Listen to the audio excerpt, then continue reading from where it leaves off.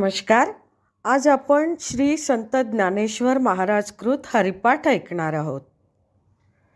Jai Jai Ram Krishna Hari, Jai Jai Ram Krishna Hari.